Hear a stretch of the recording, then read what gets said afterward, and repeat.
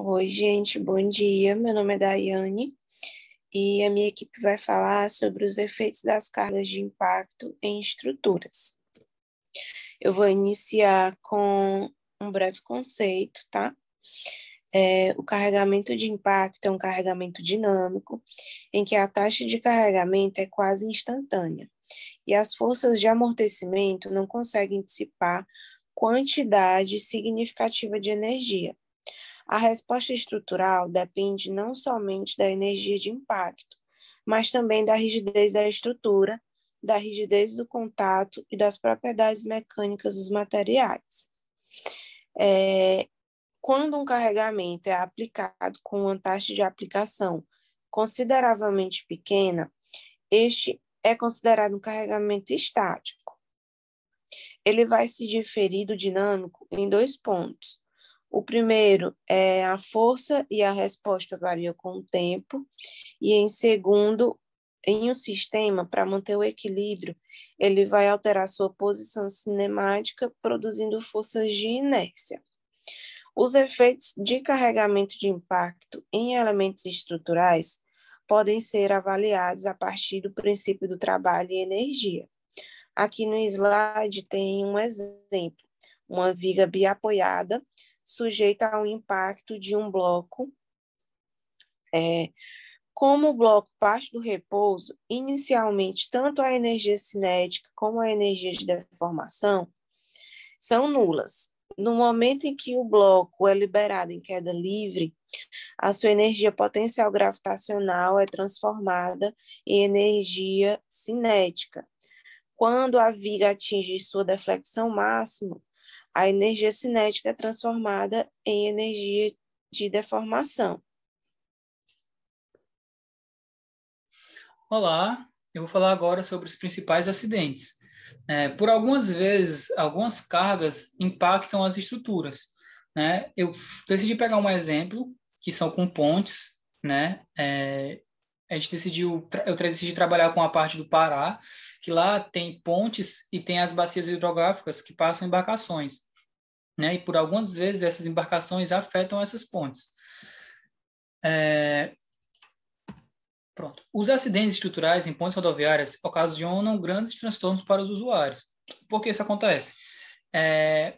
Quando uma ponte ela é afetada, né, e acaba tendo que parar o trânsito, isso atrapalha o tráfego, né, e, consequentemente, o abastecimento das cidades, que ocasiona prejuízos materiais e financeiros, né? Eu decidi aqui trabalhar com a Ponte Enéas, a primeira ponte que eu vou dar de exemplo, né? Ponte Enéas Martins, conhecida como a Ponte de Outeiro, liga o distrito de Ocoaraci à ilha de Outeiro, né? Foi construída em 1986. Ao longo dos anos, ela sofreu algumas colisões múltiplas, né? As que mais impactaram foi as que aconteceram em 2004, 2005, 2007 e 2014, né? E todas elas foram causadas por uma possível colisão com navios viajando no rio. Então, como eu disse, as embarcações passam no rio, batendo nos pilares, e isso acaba afetando a ponte, né? Em 2004, o lado pericial concluiu que o sinistro abolou uma das estacas de sustentação do bloco de coroamento, em um nível aproximado de 7 metros abaixo do bloco, sendo constatado que a colisão com a estaca foi provocada por ação mecânica, um forte impacto. Nos anos 2005, 2007 e 2014, os laudos periciais apontaram que o sinistro ocorreu nos blocos de coroamento. Eu vou trazer aqui as imagens, né? Que a gente pode reparar que tiveram algumas colisões aqui, onde está apontando as setas, certo? E que, por conta da localização, né, das colisões, se percebe que foram por embarcações, né? Que as embarcações que passam por ali acabaram colidindo com os pilares. A próxima ponte que eu vou citar, né, é a ponte que fica sobre o rio Moju. As inspeções realizadas no acidente de março de 2014 constataram que o pilar rompido foi atingido causando a ruptura do tabuleiro da ponte, rompendo-se entre o quinto e o sétimo pilar. Então, teve um rompimento aí entre esses dois pilares, né, que era no sentido Belém e Moju. A embarcação transportava uma carga de 900 toneladas. Outro acidente ocorrido em novembro de 2014 danificou a parte superior da estaca do bloco de coroamento, expôs a armadura de aço da área e devastando superficialmente o concreto e cobrimento do referido bloco, sendo a colisão promovida por uma embarcação do tipo porrador, que conduzia duas balsas com carga de madeiras em toras, né? Aí aqui a gente tem mais umas imagens para mostrar isso. Isso aqui mesmo. Aqui a gente percebe que teve a ruptura, né, da ponte. E aqui também está mais longe, mas aqui também teve outra ruptura, né? Vista geral dos trechos da ponte envolvidos no acidente de 2014. No mês de março, desabamento da parte do tabuleiro. Em novembro, com um dano da estaca, né? Onde está apontando a seta. Então, assim, por algumas vezes as embarcações não estão orientadas, que na ponte, né, tem os espaços para passar, que tem todo o sistema para estar ali atravessando a ponte e acabam colidindo, né? Isso com certeza afeta as embarcações, mas afeta também as pontes, né? E isso é um impacto, né, que acontece nas estruturas, né? Definição de uma ação acidental. No nosso trabalho, nós vamos mostrar aqui uma proposta que mostra aqui um acidente em uma estrutura, em um pilar. Aqui uma proposta, uma força equivalente estática em FDX, na direção axial do movimento de 50 kN para os automóveis de passageiros em parques e estacionamentos. Transversalmente, ao sentido de deslocamento, resulta uma força FDY de 25 kN, devido ao tamanho da carga. Provavelmente, apenas muito raramente será possível realizar um dimensionamento econômico das seções. Seção. Uma seção descreve a dimensão de uma barra na representação de seu corte. Muitas vezes também é designado de perfil, sobretudo na construção em aço.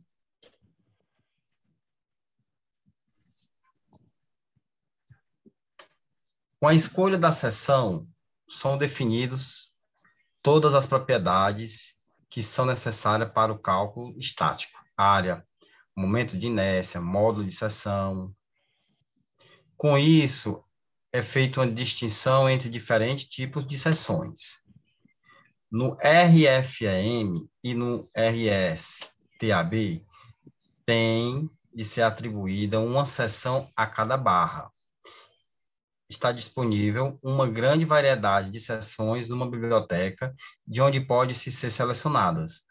Também deve ser mencionado que as colisões em estruturas leves estão excluídas, no assim, não é válida e é feita a instalação de uma proteção contra impactos que absorve o impacto à frente do pilar, de forma a realizar um dimensionamento econômico dos pilares, provavelmente não será uma opção. Descreve para os automóveis de passeio menor que 30 para as garagens simples e duplas, bem como para as coberturas de carros, uma força de impacto estática equivalente a 10 kN para as duas direções.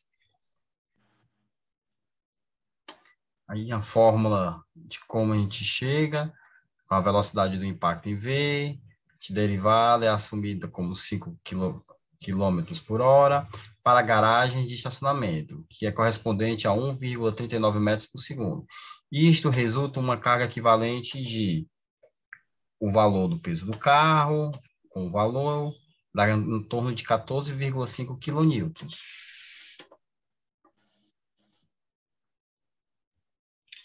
Posição de ação acidental.